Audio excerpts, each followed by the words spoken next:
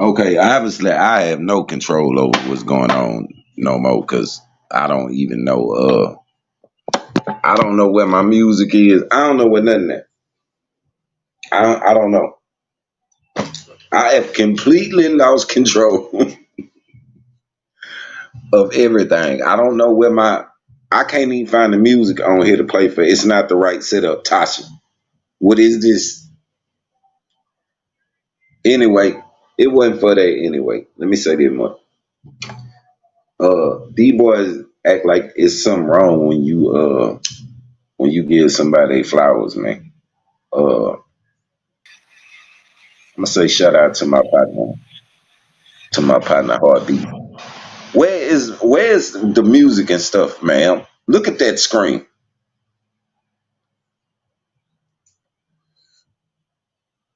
What happened? Are you ignoring me?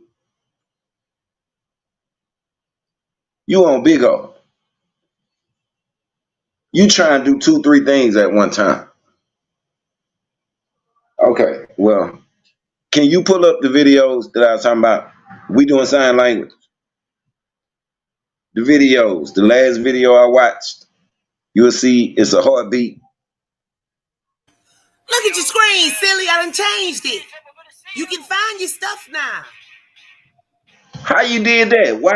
See, Because I I ain't. told you up at the top where you can't see it from the phone. It's different brand accounts on here because we all managers. That's the only reason. I was in here last night. I just have to remember to switch it back before I leave. Okay, well, Why would I do a live talking about Eugene with Pimp with UGK for life in the background? Now I had it on mute because I didn't want the music to come through. yeah. So you can hear me when it's on mute though. So can you pull up the interviews that I did? I mean, not that I did, that I just watched. You're gonna see it on my channel. Because one thing about it is these niggas, they don't have to. They don't have. Nobody has to tell the truth. Like, and nobody really knows the truth unless they was there. Like they was really like. Let me explain something to y'all. Once the feds on y'all, they own y'all. Like they own your ass. So ain't no need to play with them people. Like they don't just go away. They don't just stop watching you. He So wanted you to hear this. I don't. Huh? He said he wanted you to hear this.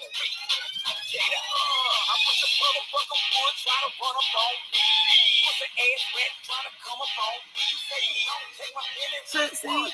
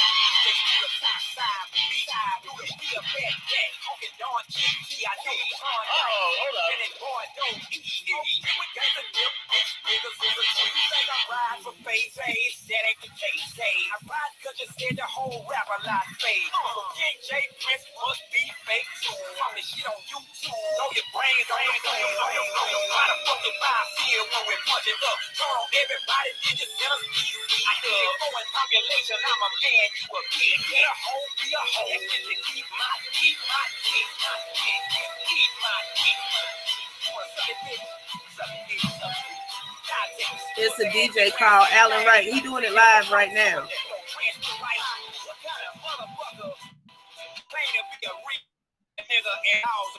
They call the laws on a nigga.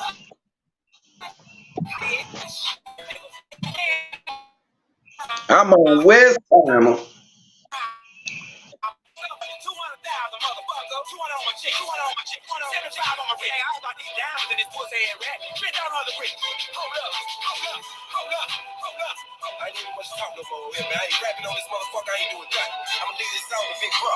But then what I'ma tell you, pussy ass nigga, that fuck ass radio station at home, that other nigga what don't do nothing. Bitch, look at me. You know what I'm saying? This UTK entertainment. Fuck, boy. I fuck with East Leo. I fuck with Big VI, Vicious, and the X-Mob, nigga. Big Bud. You know what I'm saying? What up, nigga? Okay, yes, listen up. There's a fine line between the most let me go back on mute. Yeah, he cutting up, ain't he? He cutting up. I'm gonna give him that. Todd, I need you to pull up that interview. I was looking at. If you go to my history on my YouTube and play it for the people, please. I think you could start it at like 10 minutes. At like 10 minutes, and I'm reading. Why is they calling me while I'm on live? Why do people do this? I'm on live, fool. But the reason now people don't be giving people their flowers in it. You know what I'm talking about? Y'all know how they go. So my nigga didn't have to tell the truth on either Hey, one we of these. saying this Heartbeatz, and I just Just drove my off the nigga porch with 30 right bucks here. out. This the week we Got so many chapters, this shit'll never end. Heartbeatz on the track. I say a whole lot of shit, but I'd rather not. All right, so we got my guy Heartbeatz jumping off the porch with us You already today, know. man. You ain't got a heartbeat, you ain't breathing. Yes. What's up, man? Yeah, I'm feeling good. How you feeling today, bro? Yeah, I'm in Atlanta. Anytime I'm in Atlanta, I feel good. Then I got my people with me, so yeah. Show, man.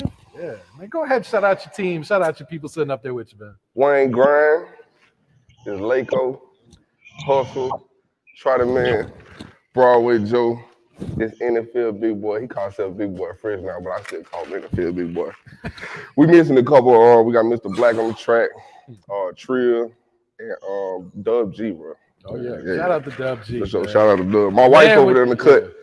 Yeah. My wife over there in the cut, yeah. For sure, man. Yeah, so welcome, guys. Appreciate it. Everyone's a good spirit. For sure. Yeah, bro. So yeah, man, we'll get into the heroes and all that first, man. But let's take it back. Doing my research, I didn't know you was from Oregon. Like, oh yeah. Like, what the fuck? So you lived there till you were like 10, 11? Or? 11. Okay. Yeah, I got sent down here when I was 11. Okay. So sounds like a tough transition, man. Or was it not? Or it was like night and day, to be honest with you, because like even the slang, like I ain't know what nothing mean down here. Nothing.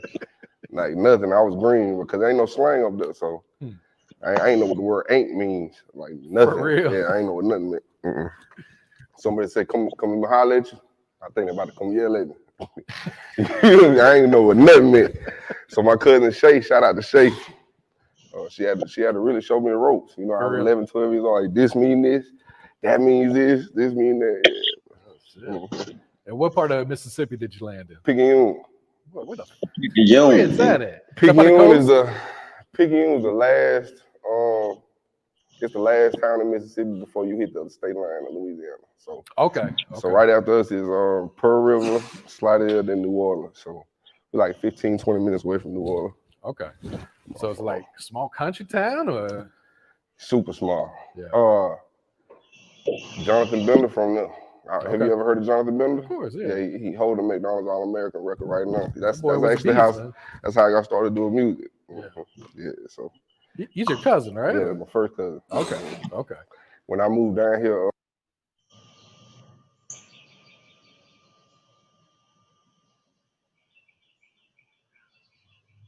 what you did? I thought you had said something to me. No. Okay.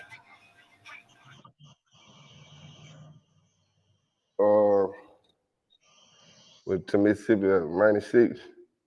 He went pro in 99.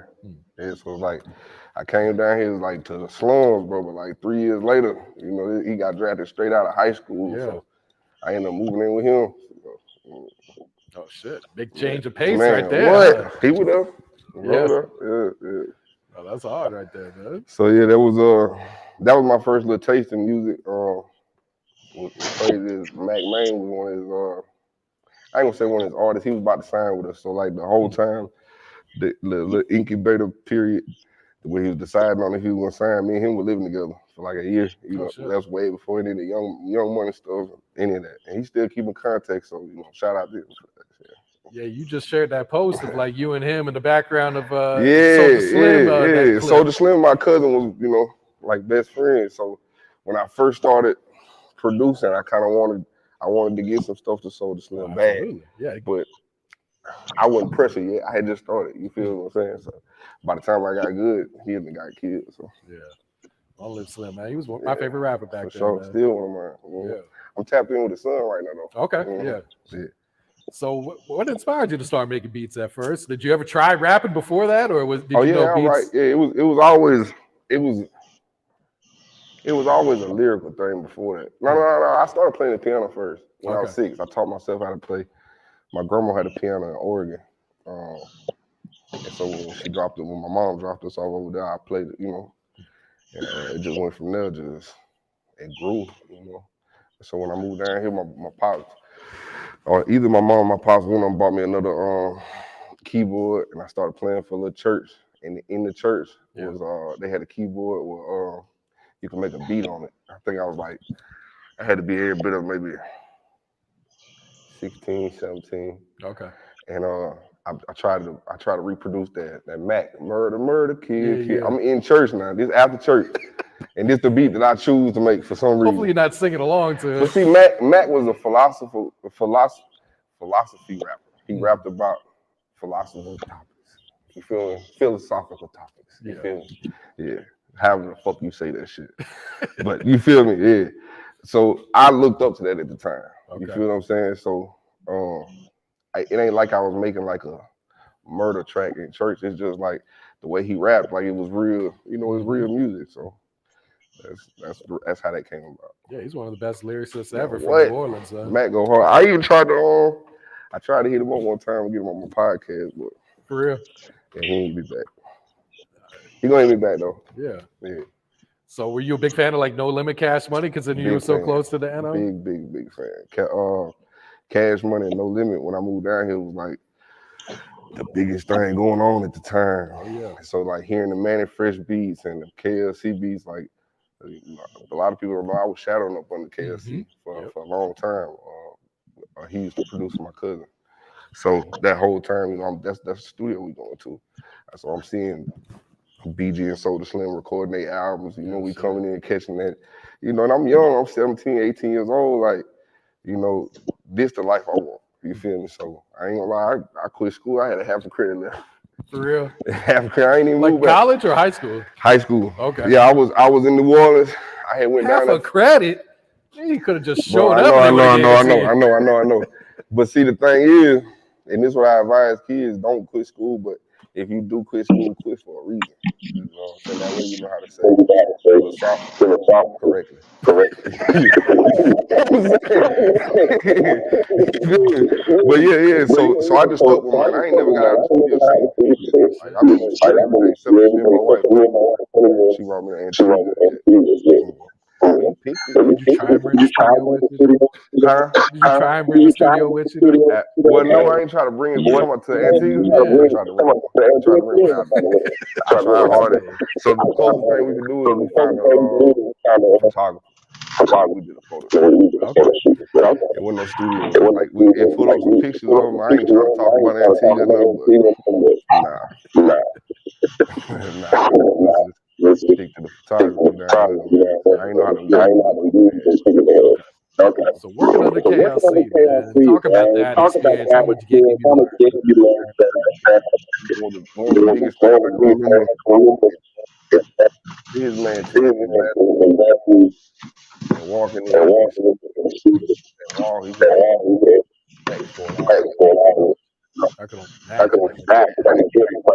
this is what you see like when you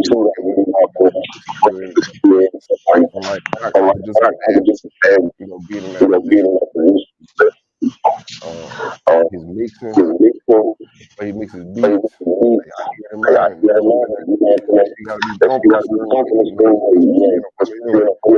You really just said the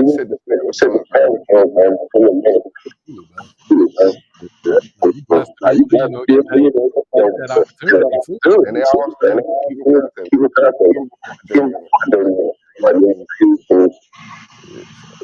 how long would you say it took you like this is what I want my there's a lot of experiment going on. No, I think whenever I started calling myself because my beats really they're more melodic. You know what I'm saying? Of course, I'm appealing to the church.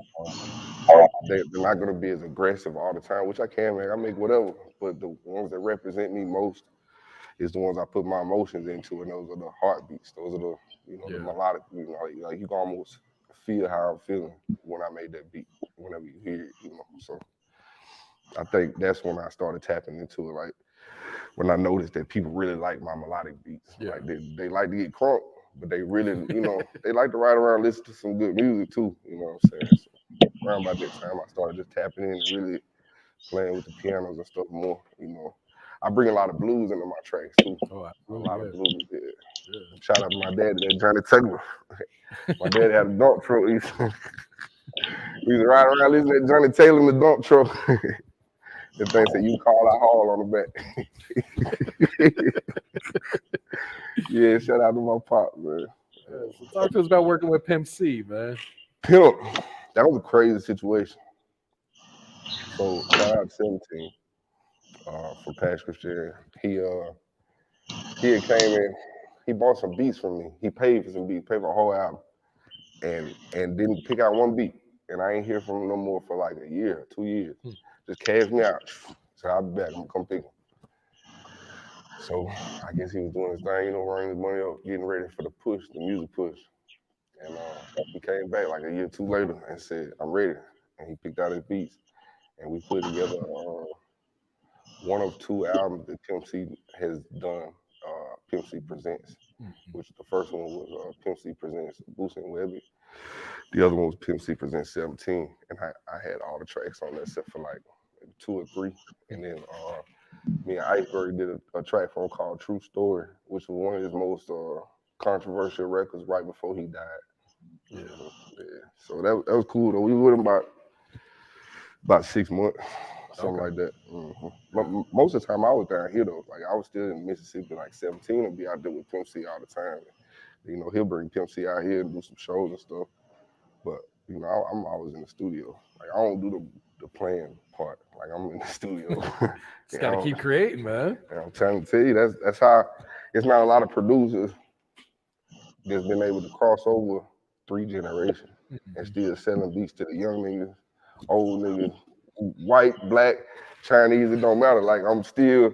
You feel what I'm saying? It's like if they ever had an age limit or something like that, a barrier on this shit, I done broke that down. You feel me? Because I got 1,000+ clients in Mississippi. So imagine if I wanted to move to Miami or one of you niggas city. You see what I'm saying? Like I could come over there and get some clientele. Like we doing this in Mississippi now. You feel me? So JD Young blew right out of Mississippi. The studios in Mississippi he going to. You feel me? He from Bold, but I'm saying like, we made our magic in Mississippi. You feel me? So talk about how that connection was made.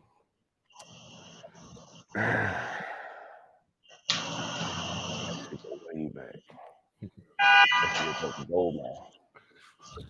They go back to Goldmouth. Goldmouth used to come record in my studio, and he lived in Bold, and he was kin to I think that's Jay cousin. And then Goldmouth's cousin heard about it, heard my recording. It was like, I want to record with him too. So that's his name, Booner. He was a little closer to JD Young. So I was recording Booner, and then JD Young was probably like 7 or 8 years old back then, like just a kid. And then, so once he grew up and started wanting to rap, him and Scotty Kane was doing a tape together. And Boone called me and asked me could I come down and record him because he, that Scotty Kane was a more established artist than what JD Young was. And he just wanted a faster engineer. Boone he records as well, but he does, he ain't an engineer. He just know how to record. So I came down there recording him, and Jay just fell in love with the recording. From that night, like every time, like call Heartbeatz, every time. Then I had just came back from Atlanta, staying with this nigga. I was staying with this nigga, came back from Atlanta. We was at a studio that he had I hit an A, and I had moved down there. I was staying on my brother's couch, Bubba, and and he was like, he called me, was like, man, every time you come down here to record Jay, I'm gonna pay you like $250 or something like that, 4 hours. So what I would do is I go down and record him like 3 times a week and take all that. I took all that money when I was staying on my brother's couch. I was taking that money and was building a studio in Hattiesburg. Okay. It took me like 8 months to get it together, you know, because I had just came from some crazy shit. You feel what I'm saying? So I was at my lowest at the time. You feel me? But I was at one of the points where, you know, I can't be like, man, I'm 28, 29. I can quit this shit and start something else, or I can just keep going. You feel what I'm saying? So Jay wasn't famous at the time. Mm-hmm. He had us coming down there. I'm building a studio in Hattiesburg. Took about 8 months. I opened it and told Jay I can't come to Boulder to record you no more. You got to come to me. Yeah. Like, it's dangerous down there, man. I felt more safer, you know, in my spot. So that's how Jay ended up starting to come to my studio all the time. Okay. Yeah. So I didn't want to leave nobody out. That's why I wanted to, you know. Yeah. That's the whole backstory of how all that stuff happened. Gotcha. So did you see his potential way back then, or at what point did it start? Jay was totally different. Jay is he was a rapper for real, bro. Like a real life rap. He didn't care about nothing else but rap for real. Like if me and him could stay in the studio 24/7, 7 days a week, I don't think Jay would have left and did other stuff. Like, yeah, and you don't see that in a lot of other artists right now. Yeah. What was his creative process like? He gonna come in the studio. The first thing he gonna walk in and say is, "What you got for me?" But it wasn't always like that. When I was just recording at first, let me give you a story on that. At first, I was just recording. Mm-hmm. I had just came from Atlanta, so I wasn't making those type of beats. I was making Atlanta beats still. Like I was living up here for a couple years. But I'm recording him, and he's starting to catch a little buzz in his hometown. Like he's starting to get, 40,000 views here, 30,000. I'm like, okay. And when I'm getting a million, slide. Okay. Yeah. I said, I need to make his beats. I need to get back to You that tap into Louisiana that, sound. yeah. Right, because I had, I made the Y'all Better Not Fighting this bitch, the original one, not the one that Trilla came and stole from us, not that one. The one where they took the old verse from Boosie and put it on a whole nother song just so they can try to sit on our song. Not that one, the original one, the one that had every club and still got every club rocking down there right now. Yeah, so when do you realize, all right, this kid's a star? Like his shit, everything's a million at this point. When he hit that million. When he hit that million on that slide, I started making his beats because I knew it was a better situation than going and trying to find rappers and be like, can I get on your album? Can I get on your album? Mm-hmm. I'm talking about superstar, like superstar, because they don't do that. They already locked in with the situation like me and Jetty Youngin was. You see what I'm saying? And so when that slide hit the million, I started making his style of beats, and like a year later, I finally showed him one, Mud Brothers. Okay, yeah. That was the first beat I ever showed JD Youngin. Like I wasn't comfortable showing no other beats that whole year. After that, after I showed him that Mud Brothers, he rapped on it. I used it as a template. That beat as a template. That way I'm using the same drums, and all I gotta do is change the sound, the melodies. I can use the same drums to just change the patterns. But I know he liked that, so I'm gonna stick with that. Cause Mud Brother hit for me. I had never had a million views on YouTube ever. All the BG stuff I did, the Pimp C stuff, anything I had done in the past, I had never hit a million views. This thing hit 4. Rocco, I ain't never hit it. So that's when I really started to see, he bruffing her, So, back to your question. That's how the creative process started. Once I did that beat, every time he came to the studio after that, he would say, "What you got for me, Heartbeat?" So it got to a point where, okay, I done made a few beats for him, but I don't have enough because he raps so much. So I'm finna formulate heroes. I had already started working on it in Atlanta, but I just hadn't got the core members yet. So I started listening to people's beats, what would fit best with JD Youngin and stuff like that. And I found these guys, and they just, but together we've been racked on some placements, man. So absolutely. We basically produced like 85% of his whole, so that's how our creative process when all beats come, listen to it. Basically thinking 4 parts at a time in his head. And then he gonna record them, dub it again, dub it again. So I got to line up each one of them dubs. Like 4 takes of everything. So yeah. Oh yeah. I'm gonna tell you another story. I used to didn't mix his music the way I want to mix it. I would mix it the way he wants it. He a funny little motherfucker. I ain't gonna lie, bro. Jay Young was a little funny, pinky little motherfucker. So I didn't want to go too far. So I would just clean it up basically to it and sound clear. But one time he did a song called Dream On. You probably heard it before. I had to motivate to get the Dream On, Team On. I forgot it. So long. It was like 4 or 5 years ago. But my dog, MGM Mike was in the studio when he recorded that song. He bought that song for him as well. So Jada Young was like, I sell it to you. I'm still put it out on my project, give you a version for your project. See what I'm saying? He was an up-and-coming artist at the time, MGM Mike.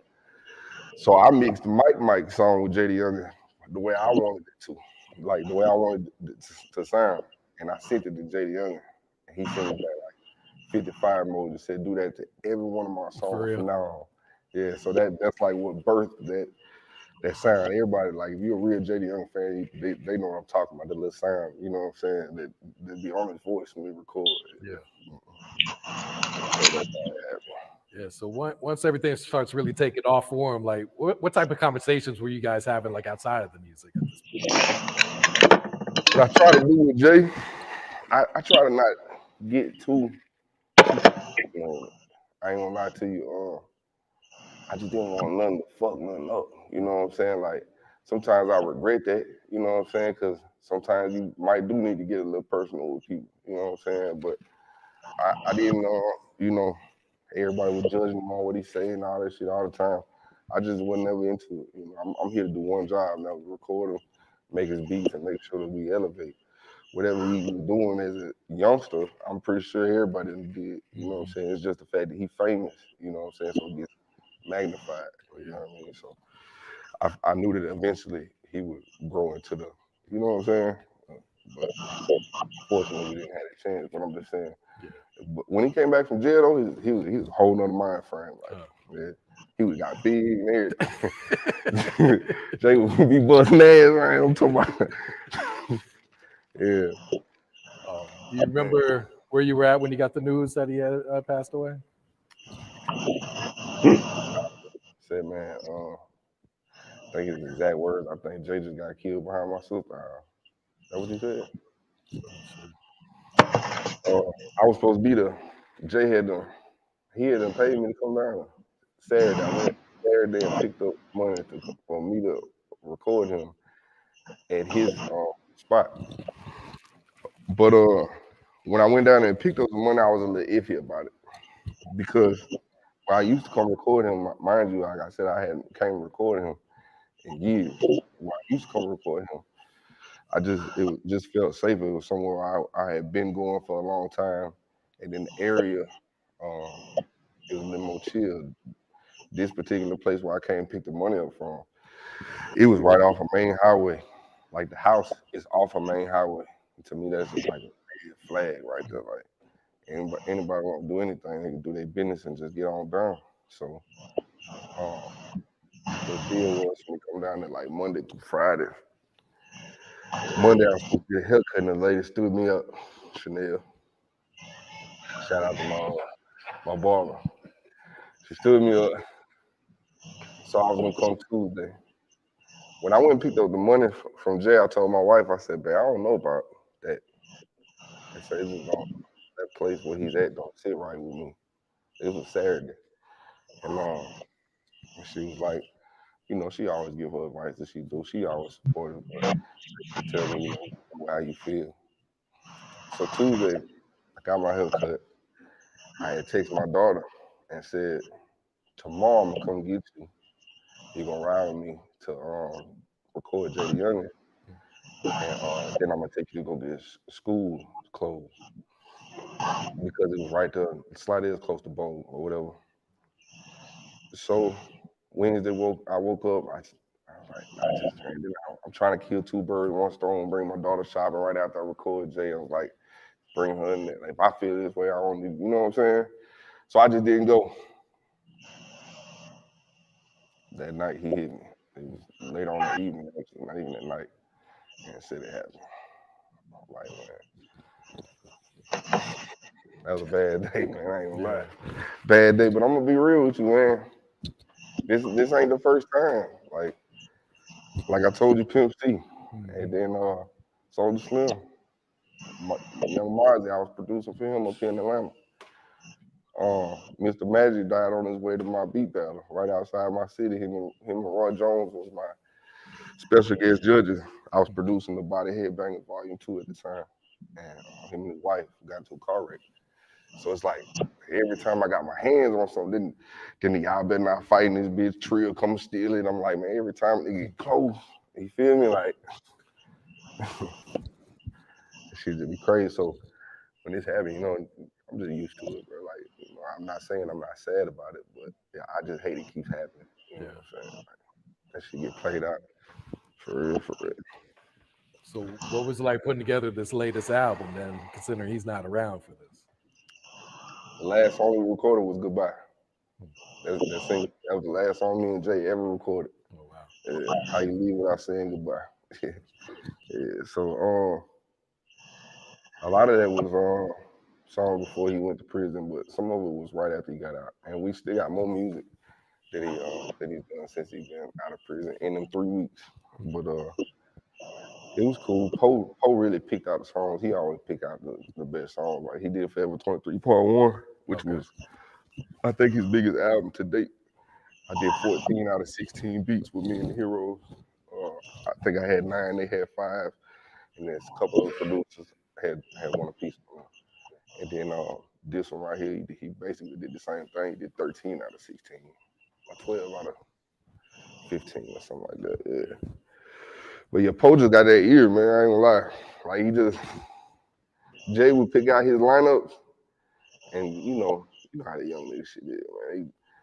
He just want to put that bus head music show everybody, you feel me?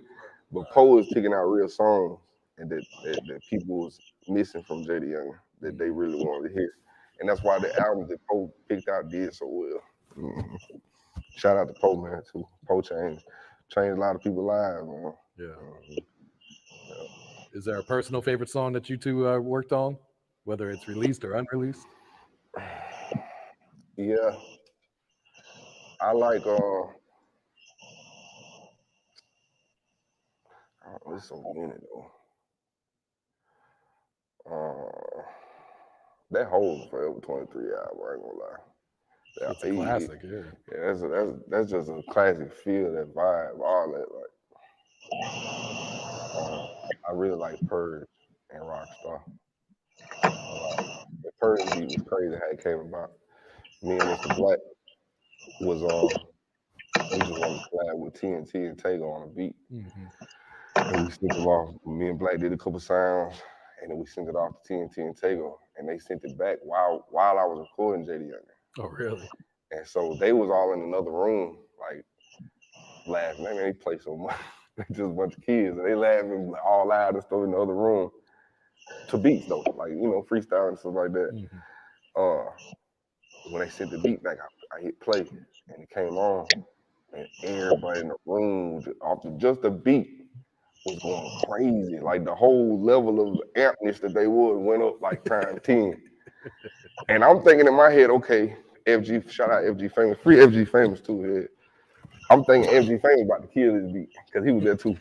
I said it sounded more like an FG Famous beat. While everybody bouncing, they all in the hooping house about 11 of them in there. J.D. Young snuck in the booth, like, and quiet too. I didn't even know he was in there. I'm thinking he's still in the other room, right? So next thing I know, I hear him say, "Start it back over." He was ready. He laid down that first 8 bars. I said, "Oh yeah, that's rap." I'm talking about everybody was bouncing. They went up another 10 levels. Another 10 so y'all knew this was a hit, right? Instantly. Well, we didn't know 23 Island was a hit. I ain't gonna lie.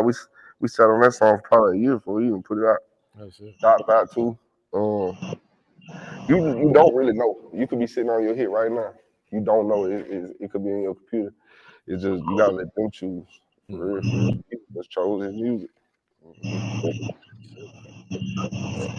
Heroes production group, man.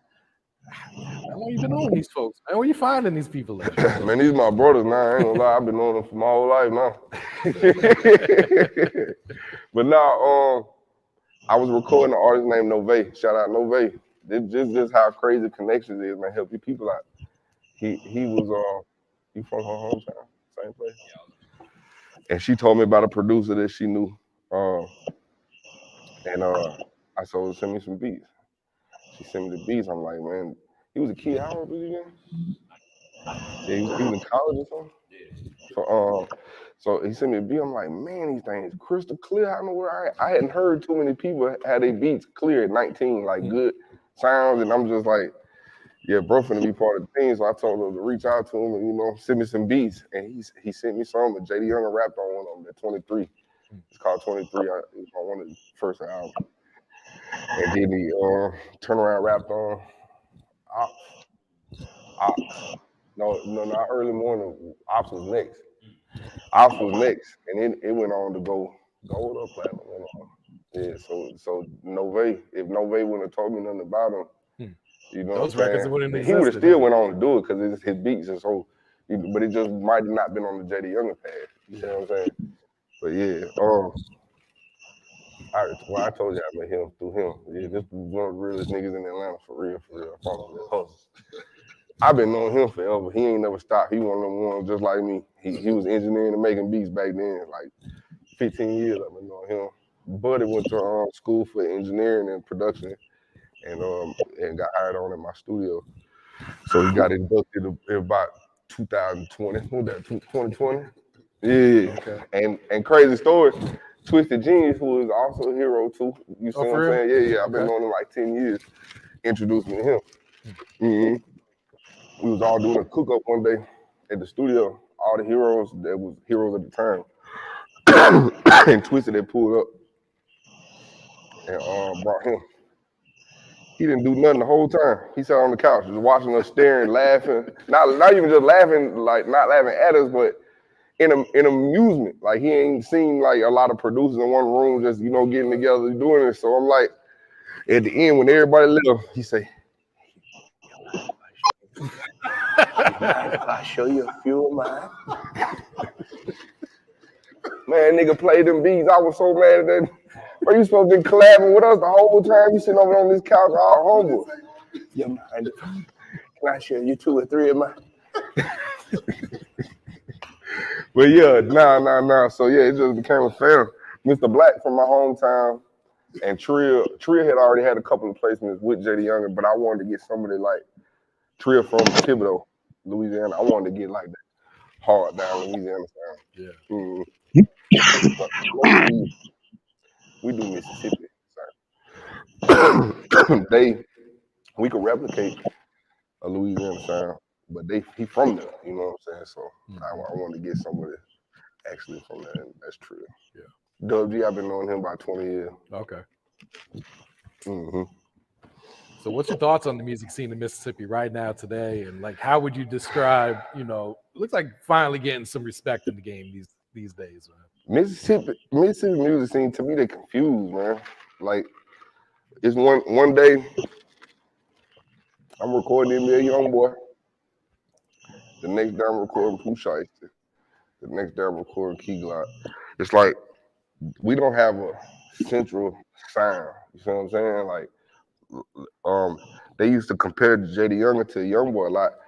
But that's because they from the same place. You see what I'm saying? Like, there's just that culture over there. Like, I've lived in Louisiana, so I know a lot of people act like Youngboy before Youngboy even came around. You see what I'm saying? But to the outside world, just like here in Atlanta, I'm pretty sure a lot of people, you know, fuck nigga, you feel me? Way before the first nigga that said fuck nigga on camera, you feel me? You feel me? That don't mean he came up with it and everybody else biting, you feel me? Cause I think he was the first nigga I heard call a nigga fuck nigga.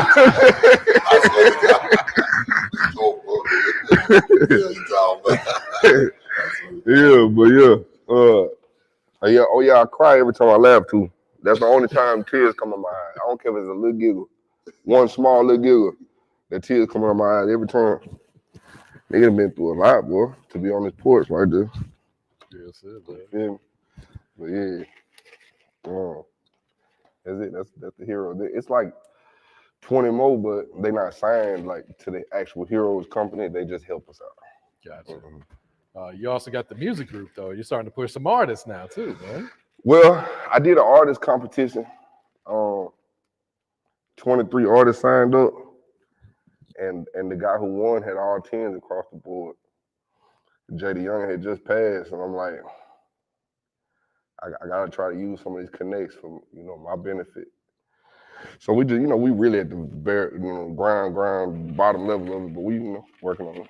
His name, shout out OTS Lawrence. Yeah. You had him on the Lawrence porch, OTS on Instagram. Yeah. Nah, he's dope too. He's got. Yeah, I for fuck sure. with his sound too, man. He got a story too. Yeah. That's it.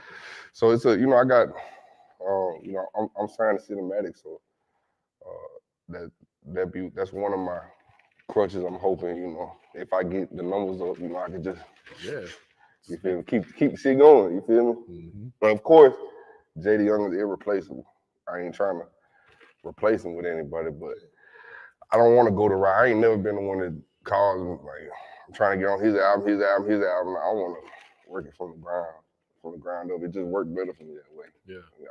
I got everything I wanted in life. I'm JD Young. Married, beautiful wedding, mansions, cars, the studio. My wife got a beautiful store in Hattiesburg. You feel what I'm saying? It's just I ain't gonna say just JD Young, but just following your dreams, period. You know what I'm saying? Don't stop it. Like, don't stop, period. Yeah. You don't know where it's gonna go. Yeah. I see you guys got the podcast going strong too, right now, man. Yeah. From the Sandbox, is that what's called? Yep. Okay. That's the Sandbox is the artist part. Okay. So when I highlight an artist, I call it from the Sandbox, from the off the porch. You feel me? But like when I bring a bigger guest, it's all the music playground. It's called the music playground. Okay, yeah. Gotcha. But certain editions be the Sandbox edition. You know what I'm saying? Yeah. Understood. It's going good. It's just something to do in the silk. It's not very many things to do in the silk. There's not many platforms for artists, that's for sure. Nah, not at all. You got to go out of town for it, for sure. And then the people who did have like a little quote unquote like position and shit, you don't see them folks. They don't come back and do it. I ain't gonna say they don't do nothing for their community, but I'm saying like I don't see nothing for nobody to go do. My studio is a whole vibe, bro. Like that's why I got so many people to come. You know what I'm saying? Like even if you ain't did music, you want to come over there, like for real. It's a vibe, but I don't let them. It ain't no chill spot. But it be so many people that just start doing music just because the way we made it look. You know what I'm saying? Like, yeah, but we end up really working. Shout out to my brother too. My brother do gospel music and pop music. Okay. He one of the best musicians I ever heard. Bailey Hinton. Yeah, a Billboard producer too. Have to check him out, man. Yeah, he's super hard. He at the studio too. He got the A-room downstairs. I meant to ask you this earlier, man. Do you feel like engineers deserve publishing? Yes. But ask my wife. She sit on side of me almost every session, boy. Say this, bro. Say that.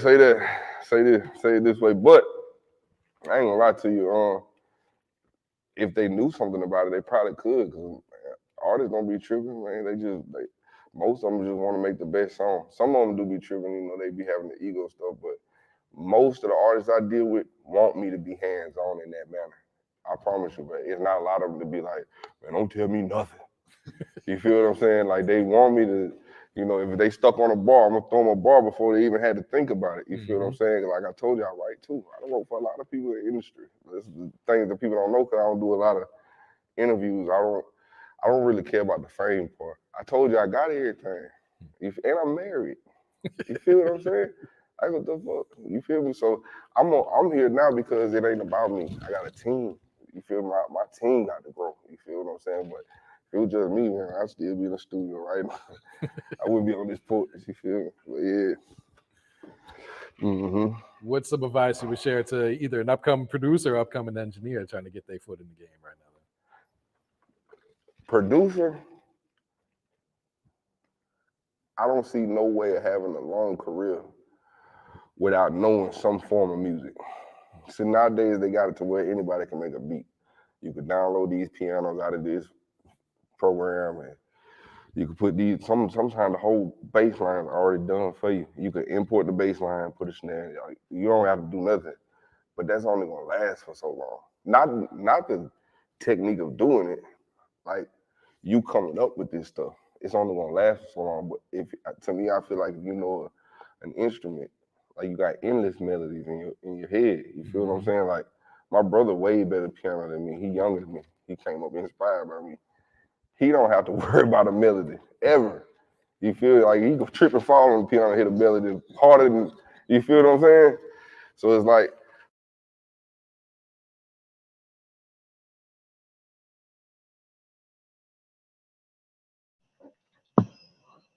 Anyway, shout out to my nigga.